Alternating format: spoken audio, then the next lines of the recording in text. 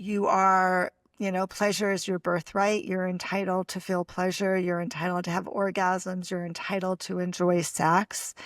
And if that's not what's going on for you, then I just really want to encourage you to, as scary as it is, and I know how scary it is to face this. And so many people will say to me, this is very common. I've done all of this work in all these areas of my life, and now I'm ready to look at my sexual trauma.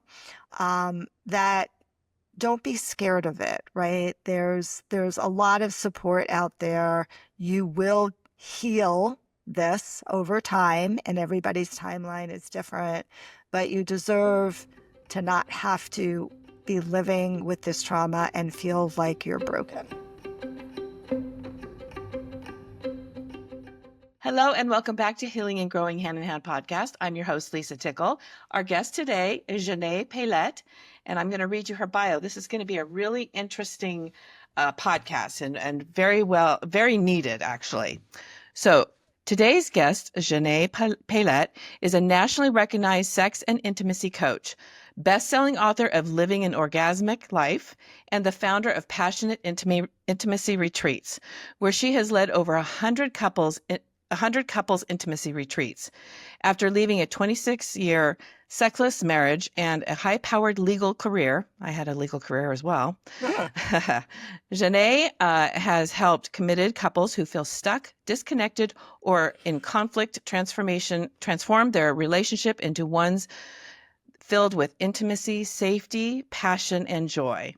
Through private and international group retreats, she shows couples how to create emotional and sexual connection that lasts. Oh, I love that.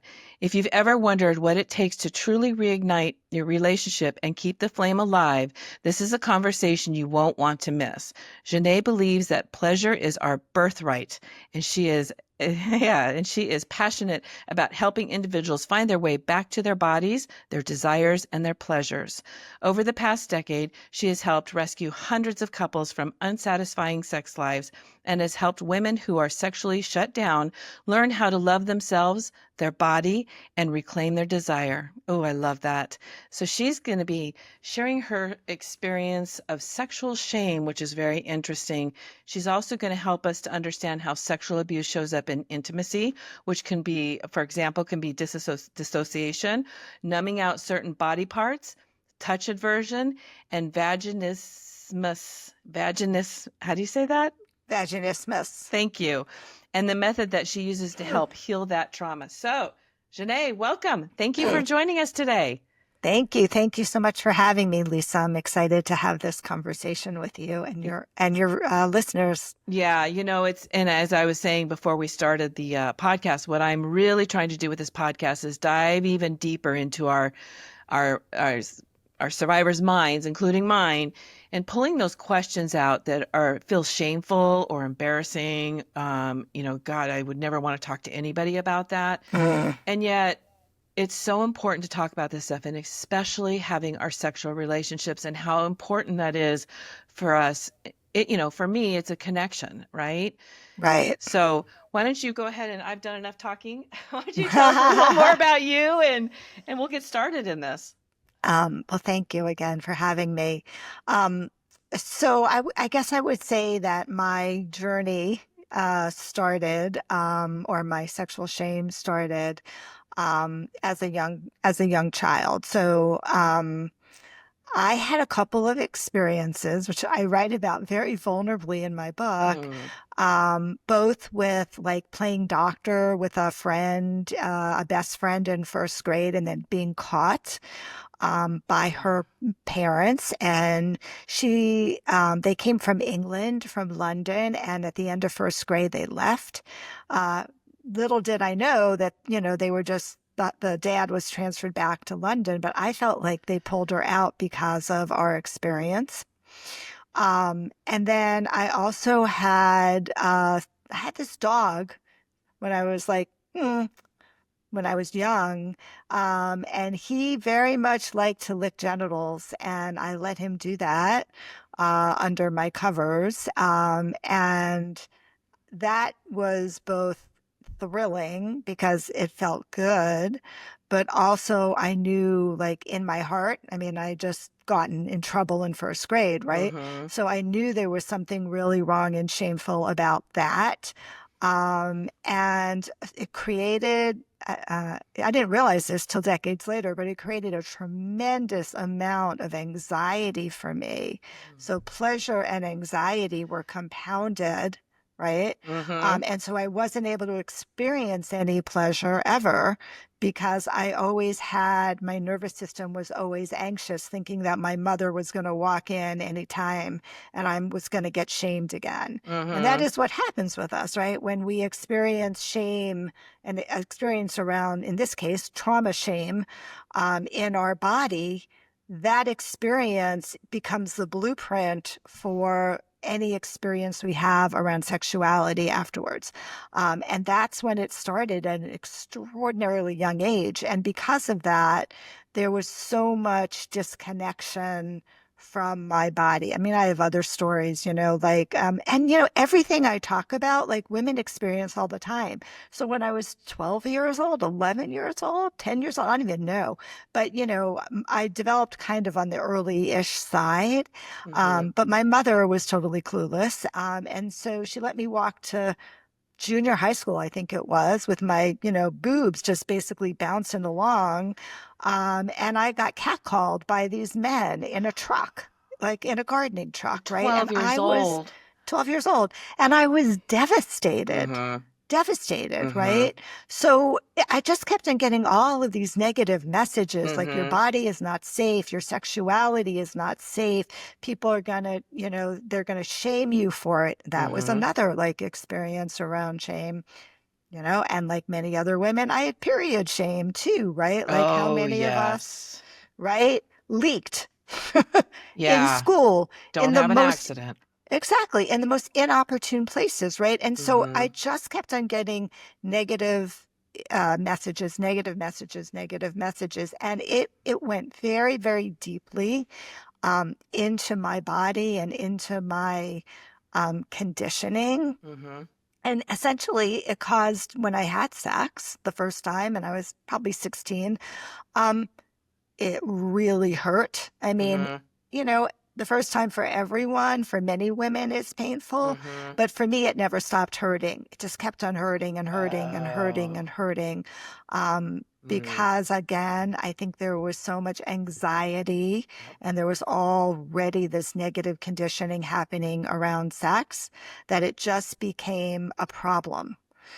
And that led me right into my marriage. Yeah.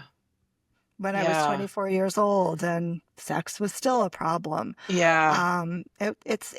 And I'm not the only one, right? Like, that's the No. thing. Like, so many women have this type of experience, but we feel like we're so broken because, when your body doesn't cooperate, when you're supposed to be having something called pleasure and orgasms, Right. and for you, it's just dread, Yeah. right? You feel like a broken woman. Like, Yeah, I mean, your experience, I mean, I'm thinking back to my days and I can just remember like there was so much shame around sex, period. Talking about it, I just remember my dad just being so, oh, we can't talk about it. I mean, I remember as an adult, I asked my dad, because I knew that they had a problem, my parents had a problem conceiving. I was an accident and they had tried for a long time. mhm, Even asking him, Dad, did mom have any female problems? Oh, he couldn't talk about that. He was right. so ashamed about just talking about that. And I thought that was so bizarre. And I was raised, how I was taught sex education is in sixth grade school. They had a class. Mhm. Do you know? And this added more shame to me. I was more confused after I took that class because they kind of tiptoed around stuff. They didn't get right to the point, Right, you know. right. And so I was even more confused when I walked out of there. And then the only other sex education, my mom didn't talk to me about my period. Um, I remember being scared to death when I did start my period. I too started early. I developed my breasts at 9. I didn't get my Mm, period till I was 14, but I had breasts at 9 years old. What do you do with those, you know? right, And right. her way of talking to me about sex education was when I was 15. Oh, if you get pregnant, just have an abortion. You're too young to have a baby. That was my experience. Healing is hard, but healing alone is even harder. If you're craving connection with women who get it, the Women's Healing Community is here for you. There's no judgment, only real conversations, healing tools, and a circle of support. Click below to sign up now. Okay. So it's not too far from yours. No, not at all too far from mine. And unfortunately, especially in our age group, I think maybe it's changed a little bit. I hope.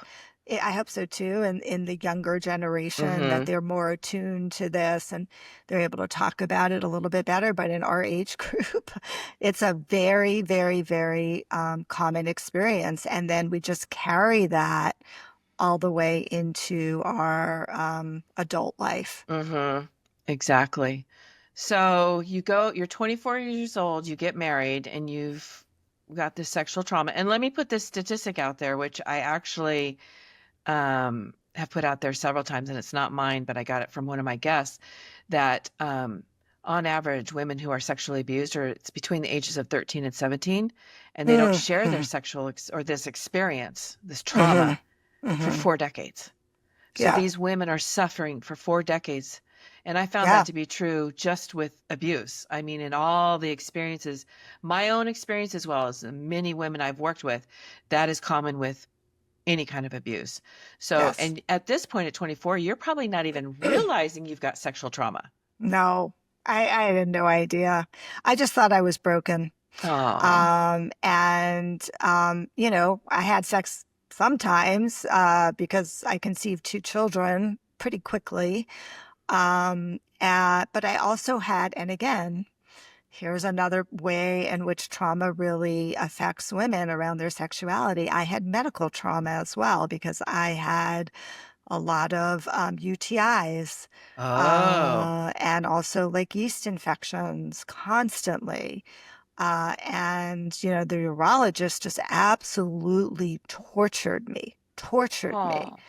And I was just like, who needs this? Like, I don't need this. Like, my body is being tortured. Sex isn't pleasurable. Anytime we try to have sex, it ends up in tears and drama. Right. And so I just like, I made the pretty much conscious decision, like, let's just stop doing this. This isn't working. And we did, you know, probably by the time I had my second child when I was 28, but I'd say by the time I was like 31, like we didn't even try to have sex at all. We just were finished. And, you know, and what happens, and I see it happen all the time in my clients when this happens, is like once your sexual intimacy starts dying, the relationship starts falling apart as well, especially if you can't talk about, which we couldn't, if you can't communicate about what's actually happening and all the frustration and resentment that was building up, I'm sure, from my husband from being sexually denied, you know, and we never talked about it. Did he masturbate? To this day, I couldn't even tell you, right?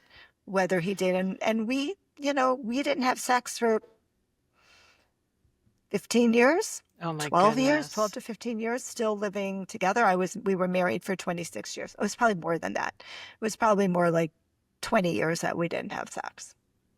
I can't imagine how difficult that would have to be. And you're right, that because, you know, there is something magical about having sexual relations with your partner. There is a connection there. And if you don't, there's a connection that you can't get in any other way. And if you don't have that anymore, it is going to affect every part of it. And like you say, he's maybe resentful. You're probably feeling shame because you're still not understanding why this is so painful, right? You're still in a Totally. Yeah, you have no idea. No. So and it's got to I also never like put all the pieces together until I was, you know, going through my sexual healing journey in my 50s. That's when I started, right? That's when I started to like, connect all the dots. Oh, now I get it. Yeah, there's something about you get tired of the shame. You get tired of the shame. You get tired of living like that. And you finally like, I'm going to figure this out. There's something going on. Right. And that's okay. So So tell us about your sexual healing, because that's key Yeah. here. So that didn't happen until I left the marriage when I was 50 years old. And I think the only reason, Lisa, that I even decided to address this issue, honest to God, Mm-hmm. because I wasn't super interested in sex. Let me tell you, like that I just can wasn't it, understand that. right. I was like happy about not having sex, honestly. Yeah. But I was like 50 years old, you know, and I was like, okay, well, I think I'm a relationship person. I'm going to want to be in a new relationship, Mm-hmm. but how do I tell some man who I don't know, like, we can't have sex or sex is a problem for me? Who's going to want to date me? Mm-hmm. Right? That's really how I felt. And so, what I realized was like, Xanet, you're going to have to do something about this. Like, you can't just go on this way. You need to take a really hard look. And it was fascinating because, as is often the case in my life, right? Like the universe just stepped up because I didn't know what to do. I mean, I went and saw a therapist. She scared the hell out of me. Like it Oh, just like even talking about sex made me incredibly I uncomfortable, bet. Mm-hmm. right? But I was out there, I was dating, I met this man. We started dating a little bit, and he had just experienced a Tantra sacred sexuality workshop in California. And he was so excited about it, and he couldn't wait to tell me about it. And I was like, I have no idea what you're talking about. And he just said to me, like, he knew, I think we talked about it. He knew that I was having issues around sex. Like, we did have that conversation. And he was like, I think, this is going to be really important for you. I really want to introduce you to this concept. It was so moving. It had so much meaning for me. It really changed the way I think about sexuality. He was also in a sexless marriage and, Oh, just gotten out of one. And I was like, okay, let's give it a shot. Cause I kind of liked him. I trusted him. We saw pretty eye to eye with each other. And he did. He offered me like a night of what he called goddess worship. Like nobody had ever called me a goddess before. I didn't even know what he was talking about. But it was, well, but he clearly, but what at one point I wanted to make right here that it sounds like he created a safe space for you, very. a safe space that, you know, especially in this kind of subject, it would be really difficult. So what a great guy. Yes, he created a really safe space. It was beautiful the way he called the goddess worship. He told me I'm not going to take my pants off. You are in total consent. I'm gonna, just check in with you. And, he taught me some breathing techniques, Mm. which was really powerful. He talked to me about moving sexual energy. I had no idea what he was talking about, but I kind of felt something happening in my body, and that was really interesting for me. And he just created this incredibly safe space where I could just relax, not have to worry at all about performing Yeah. or giving back or doing anything and just allow my body to be like touched with a lot of consent. And we went super, super slow. Um, and it was amazing. It wasn't like, it was the beginning of the journey. It was the beginning of me feeling like, oh my God, I can actually have pleasure in my body. What is this going to really be like? Right. It got me very, very interested and very curious about this Tantra thing. Mm-hmm. And being a very curious person and a lawyer like you are by training, it was like, okay, I've got to learn about this. I've got to jump in. I've Mm-hmm. got to go take a workshop on it. And that started my journey. So Tantra was my doorway. It's not right for everybody, but for me it was. Mm-hmm. It was my doorway into starting my healing journey. And then, of course, you open one door and 14 other doors open. Yes. And then I jumped into each of those doors and started to do training around a more embodied approach to sexuality, because Tantra is a very embodied approach to sex and Mm-hmm. to intimacy. It's about, using breath and sound and movement and feeling in your body, which, as somebody who was so dissociated from my body, feeling in my body was not an easy place, for me to go to. And there was a lot of rewiring of my nervous system that had to happen for me to be able to start to actually experience sensation in my Mm-hmm. body as well. Mm-hmm. Do you have unexplained tension, fatigue, or even gut issues that never seem to go away? Sometimes your body remembers what your mind tries to forget. Join our Women's Childhood Abuse Healing Workshop, where we'll help you tune into your body and begin healing from the inside out.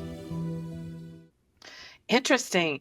So let's kind of talk real quick though, like dissociation. I always say disassociation. Dissociation is pretty much what you were doing. Wouldn't you say that that's Yes, what you were yes, doing? You were, yeah, yeah. yeah, So what totally would dissociated. be an example of numbing out certain body parts?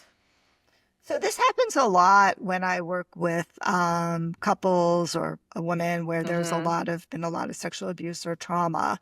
There are certain body parts, often the ones that were touched without consent or violated, that just numb out. It's not safe to touch my breasts Mm, because the perpetrator touched my breasts without my mm-hmm. consent. It's not safe to have any sensation on my vulva Mm-hmm. because I was penetrated, right? And so a very, very common experience around trauma is dissociation happens in a lot of different ways, right? You can literally leave your body. So some women, when they're having sex, who Mm-hmm. have experienced a lot of trauma, they've literally left their body and they're basically just like sometimes watching from above the experience that they're having. That's a complete dissociation. And you know that's happening if you're not feeling any sensation, if you're not really in the room. And partners will often describe the interaction with their dissociated partner as like, she's not present, she's like a dead fish, right? Like I can't even get a response out of her. So that would be like a complete dissociation. But we also can dissociate from certain body parts as well. And that tends to create like a numbness. So some women will say, I don't feel any pleasure when I'm touched on my vulva or on my clitoris, right? I feel totally numbed out there. And that often is from a trauma, which might have could be from a lot of different reasons, but Right. a common experience that especially young children have when there's a lot of childhood sexual abuse, which is very, very common at even younger ages than 13. It often happens at 5, 7, 9, like very, very young ages. Is the body has its own physical experience, physiological experience of pleasure or even orgasm, uh, even though you don't want that to happen, right? That's confusing. That's Very so confusing. confusing, Mm-hmm. right? And then just like with me, pleasure got confounded with anxiety. Mm-hmm. Similarly, pleasure gets confounded with shame, with guilt, with everything else. And so so I've seen that a lot, that, you have to really start to separate those two things out in working with somebody who's experienced that and get them to realize and help them release the guilt and shame around like, hey, your body just reacted physiologically because that's what our bodies do Right. when it's touched in that way. But that doesn't mean that, it was okay. Yeah. Right. Yeah. Or that, I think there's a lot of guilt around it. Like, oh my God, like I had this experience and I showed pleasure and I had this, Yes. and then my perpetrator found that and felt that, right? And so I was responsible. There's a lot of women who feel responsible Yes. for experiencing that pleasure when they're abused. And it's very, very, very confusing and really needs to be unpacked. And common, and I'm so glad you brought that up because it's the same with boys. I mean, boys respond and it's very confusing to them because their mind is telling them this isn't right. Right. but their body is responding as though it is. So that Totally. is very confusing, and I would imagine very common, unfortunately, Mhm. and creates even more shame. God, how could I tell somebody that I was just raped when my body responded as though I Right. enjoyed it? Right. Right. Oh my God, I Yep. can't even imagine how confusing that would be. Yeah. It's very hard. So you were just talking about too touch aversion. So not wanting your breast touched because you had been affected by that before. So Or even just like I've worked with women and men actually who just don't want to be touched, period. They're literally adverse to touch because touch feels unsafe, right? yeah, Because in that moment, even though it's our loving partner, our loving husband, or our loving wife trying to touch us, even just in a gentle, non-sexual way, the body doesn't know that. The body holds all of the shame, right? correct. Our body holds all of the wounding, and our body has this experience of contraction, of Mm-hmm. freezing, of fight, flight, right? Yes. That's going on right there, or fawning. And that will often make people just not feel safe being touched. So Mm-hmm. there's a lot of rewiring of the nervous system that has to happen in order for touch to start to feel safe again. It's interesting because I was not sexually abused. However, there are certain ways that I don't want to be touched at all. I Mm-hmm. like for instance, and I haven't quite figured this one out completely, except I know it has something to do with my brother, but like I am not comfortable with someone coming over and like even my husband, he doesn't do this, but if they want to put their head in my lap while I'm sitting there, absolutely not. Absolutely, I Mm-hmm. cannot. There, that just absolutely, I feel trapped if you do that. Just like, Right. and this is really weird, someone putting their head on my shoulder. That bothers me for some reason. And it bothers me that it bothers me. And I'm not sure what that is, except when I think back, that's the kind of, excuse my French, shit my brother used to do to me. And I hated it. Yeah. But I was never sexually abused. But yet that touch, I've never gotten over. And I don't know if I will. I don't know if I want to. I like, is it important for me to get over having someone put their head in my lap or put their head on my shoulder? But what makes me feel bad is oftentimes that's a way that women are affectionate with each other. And I feel bad Mm. because I don't want to put my head on your shoulder and I don't want you to put your head on my shoulder and it's just a Yeah. thing for me. But Yeah. but isn't it interesting how touch can affect us even if we weren't sexually abused? Yeah, I mean, abuse comes in a lot of different ways and forms, right? Like, Right. if you've had emotional abuse, touch can feel unsafe too, because maybe you saw your parents, maybe there was physical abuse that didn't happen to you, but you Correct. saw it happen to your mom. And, there's all of those ways in which that gets embedded in our body and in our Mm-hmm. nervous system. So that doesn't surprise me at all. Visual abuse, another way, right? Mm-hmm. In which that happens, or just like the feeling of, which I don't know your story as much, but like what I'm hearing is like that was creepy. There's a Yes. there's a there's Yes. a there's a creepiness here. There's a Like very maybe creepiness to maybe he didn't do anything, but it had this like kind of creepy feeling, yes. And you know what right? and I'm just sitting here thinking about it. It's weird I'm processing this as we're talking, but he flipped on me. So one minute we would be having a normal conversation like you and I are having. There's no animosity or any anger, and then he Mm, would literally flip on me. And mm, so I think I didn't trust him, right? So he's putting his right, head on my shoulder, but okay, when's he gonna flip? When's he gonna flip? That's the right. only thing that is kind of coming to me right now is like I didn't trust him because Yeah. literally we were having a conversation one time and we stopped for a second and I looked back at him and his eyes were black and I knew it was coming and I, I don't know what happened that caused that to flip. That's what was so scary. It's like, Yeah. pulling that rug out from under you. So I think that's like you're just a little too close. I think that's what it was. It's like you're a little too close and I feel trapped. That's the only Right. thing I can think of. But That it makes makes sense. sense.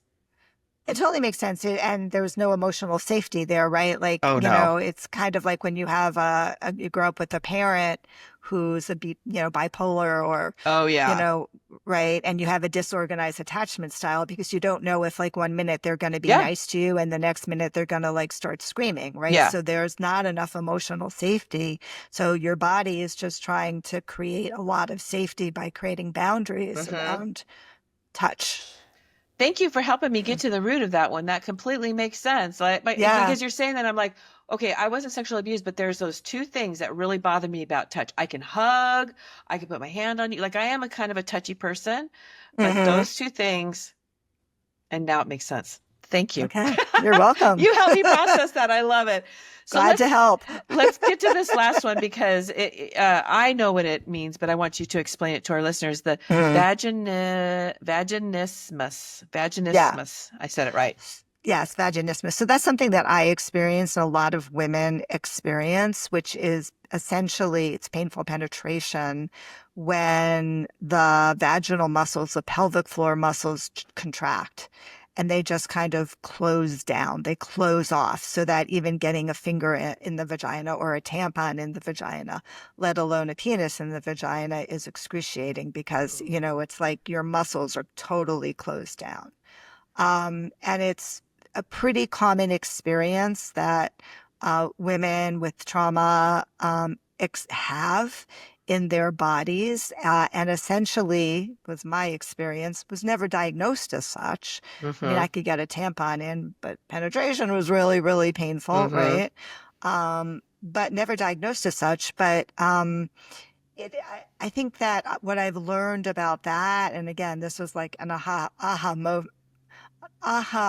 moment for me in my 50s when I was going through my own sexual healing journey is I recognized rather than being mad at my body, because that's what happens, right? Yeah. We get mad at our body, we blame our body. That's why we dissociate from our body, feel disconnected. I was like, oh, she was just trying to protect me from something that was going to be painful. And that mindset shift Yeah. was a huge, huge change for me and started to allow me to start to love my body Oh, again and feel more connected to her rather than feeling like my body, my vagina was the enemy, which is yeah. basically how I felt. And most women do who are Sure. experiencing this.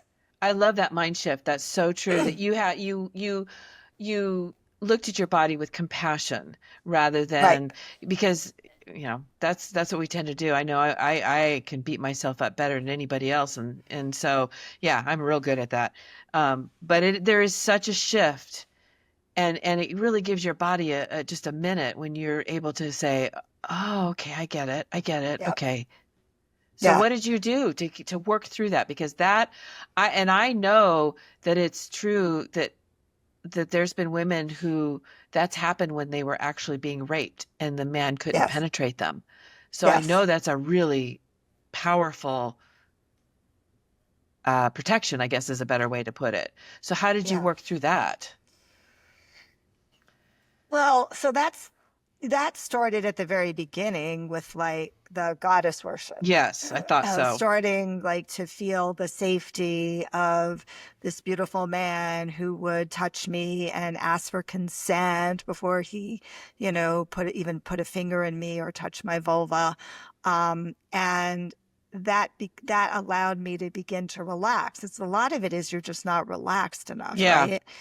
I saw a pelvic PT, which if you have vaginismus, pelvic PTs generally have you use dilators, which are these. They used to be plastic and now they're silicone, but they're like little dildos, but they start super small, like the size of a pinky, Oh, okay. basically. And then it goes up in size, and they give you exercises to breathe into it, to try to relax the pelvic floor so that your vagina starts getting more used to it. Um, that's okay, but I don't think it really works on releasing the trauma piece. And Yeah. so if a woman has vaginismus, when I work with them, I'm working more on helping them release the trauma in their Hmm. body. And that is really an important piece That's the of root of it. It's the root of it, Mm-hmm. starting to connect with their body. I mean, it's really working on the trauma, right? And then teaching them breathing exercises and relaxation exercises and reconnecting very slowly with that part of their body in just a very loving way, just in terms of even talking to that part of their body, Mm-hmm. right? So it's a process of helping to start to release the trauma that's in the body. And there's lots of ways we do that in I'm a somatic experiencing trauma practitioner. So there's lots of ways we do that in somatic experiencing, many different modalities or many different methods to Mm-hmm. try to, sometimes it's a visualization of like thinking about your body looking like a different part. Sometimes we're actually very slowly in a very titrated way going back into and slowing down some of the actual trauma itself, the actual experiences, because the body is in a frozen space, Mm-hmm. right? And giving the body the opportunity to release that freeze through sometimes there's shaking, sometimes there's a Yeah. lot of release of energy, it's warmth or it's cold, or there's tears and emotions, Mm-hmm. but all of that is just, wrapped up in the trauma. So Yeah. that's the way I work with it, which is different than the way many pelvic floor therapists work. They work with it more on an anatomical, Yeah. physiological perspective, and I work with it generally more on a trauma-based psychological perspective, Which emotional release. I've said over and over, when it comes to our trauma, we need to go to trauma specialists. That Yeah, the regular talk therapy has its place. I'm not saying talk therapy is bad, but when it comes to trauma, the key for our healing is getting to the root cause of why we're having that behavior. And I definitely. know in my experience, I don't know how many times in my life, when I've gotten down to the root, all of a sudden that thing has no hold on me anymore.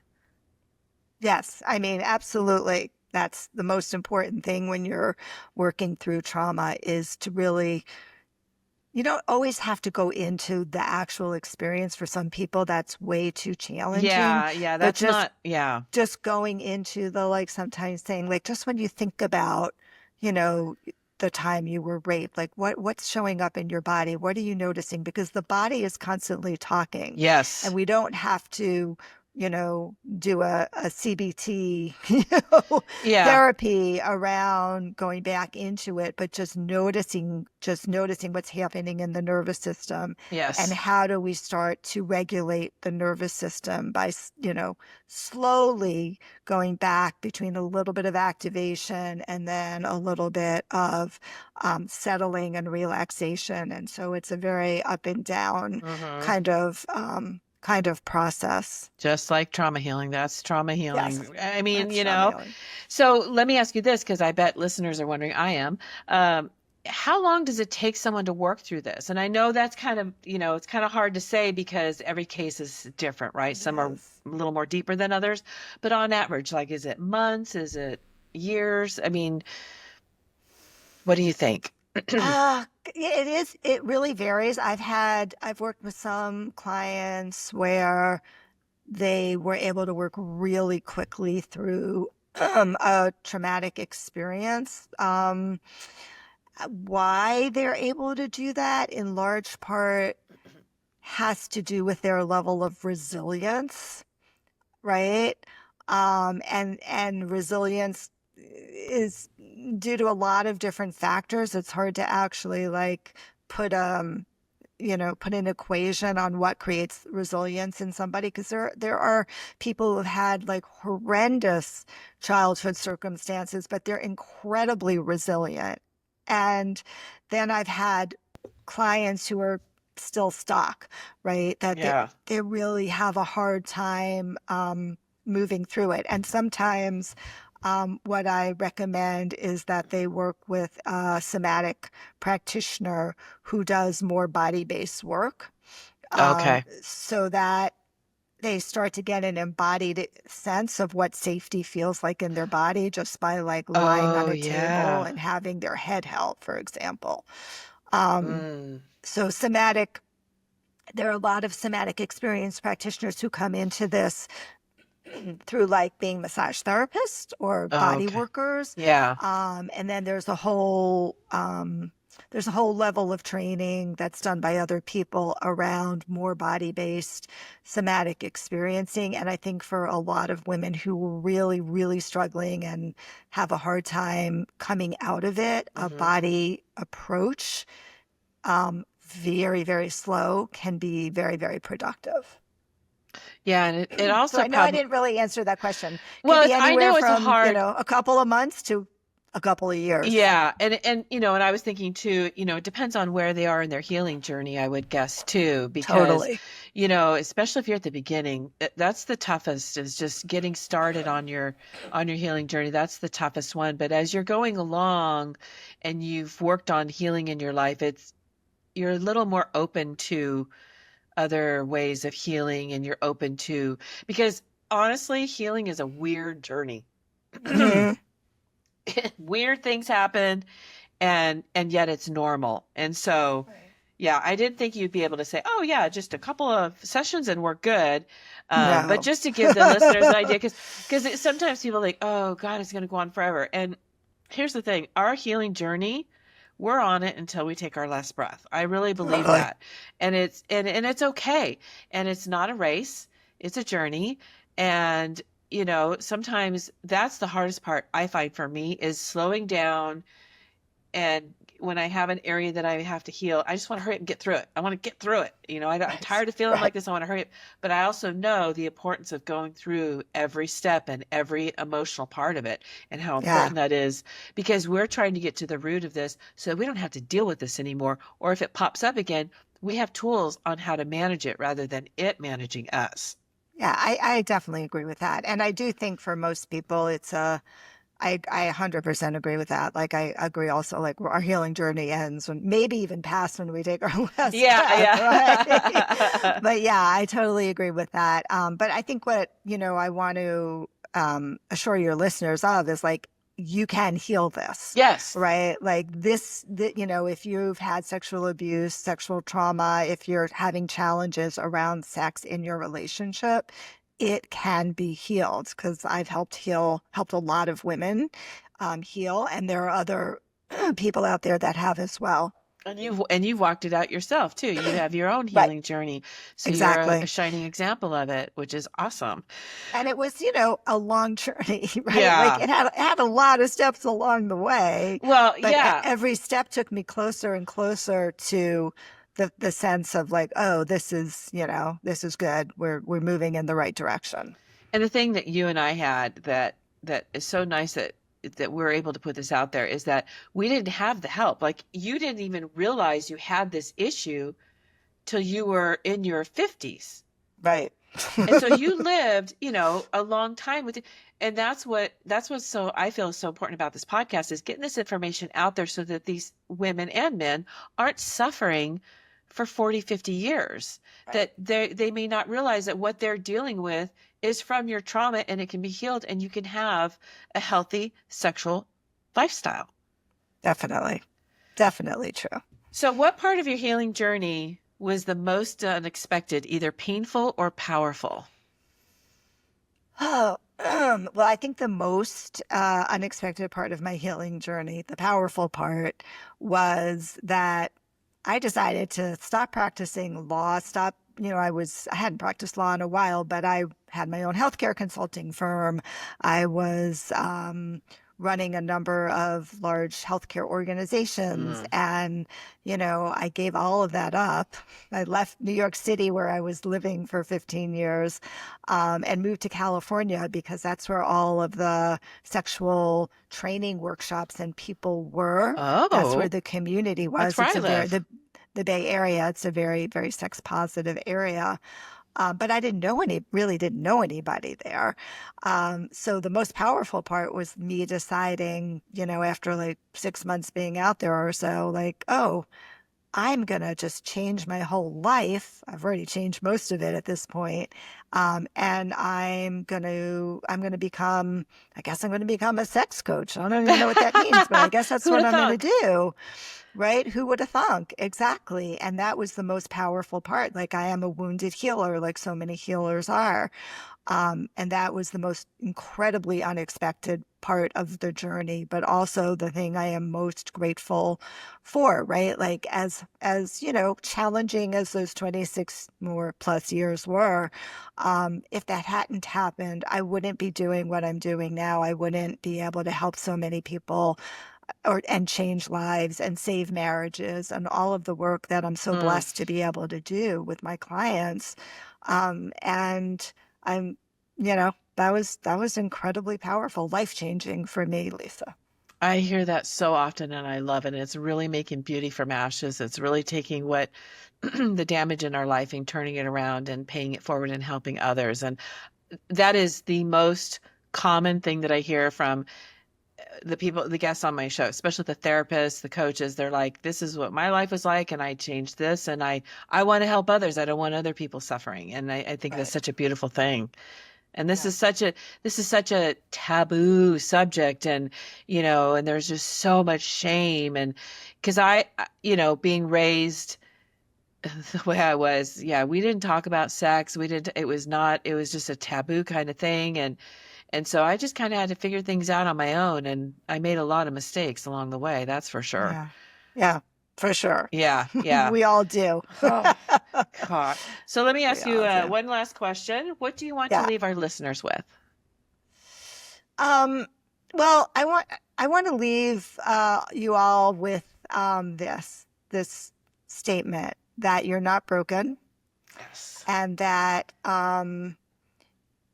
you are, pleasure is your birthright. You're entitled to feel pleasure. You're entitled to have orgasms. You're entitled to enjoy sex. And if that's not what's going on for you, then I just really want to encourage you to, as scary as it is, and I know how scary it is to face this, and so many people will say to me, this is very common. I've done all of this work in all these areas of my life, and now I'm ready to look at my sexual trauma. That don't be scared of it, right? There's a lot of support out there. You will heal this over time, and everybody's timeline is different, but you deserve to not have to be living with this trauma and feel like you're broken. Yeah, and missing out on such an important part of our life. Exactly. So important. Well, how could they reach out to you if they wanted to connect with you? Well, I think the best way to reach out to me right now is to go to this website, which is howtoimprovemylovelife.com, howtoimprovemylovelife.com. You will receive a 20-minute little free video class on 20 minutes to improve your sex life. But if you're not, once you fill that information in, if this is not where you're at and what you really need is some help around trauma, then just respond to my email and just say, hey, Xanet, this is great, but, I'm not ready for this. I'd like to have more information about trauma. The book that I wrote, Lisa, Living an Orgasmic Life, Heal Yourself and Awaken Your Pleasure, is all about trauma. It's all about my own, my sexual healing journey, the sexual healing journey of a lot of my women who I worked with and some men. And that also is very informative as well. And I think would be a very, very good tool and resource for anybody. Maybe And start I there think if they that don't would be feel a like good they're place to ready. start. Yeah, Yeah, that'd be a that's a good place to good place start. to start. Yeah. Absolutely. Yeah. Well, Janae, thank you so much for being here and talking about this subject and, being vulnerable and sharing things that people don't want to say. And I think it's so important that we got to get it out there, and there shouldn't be any shame in what happened to us as a child. It's I hate that we carry that shame, but Yeah. thank you so much for sharing this and giving our listeners some very valuable information on a very important subject in our life. Well, thank you for hosting this podcast and shining the light on this very important subject. Yeah. Well, thank you.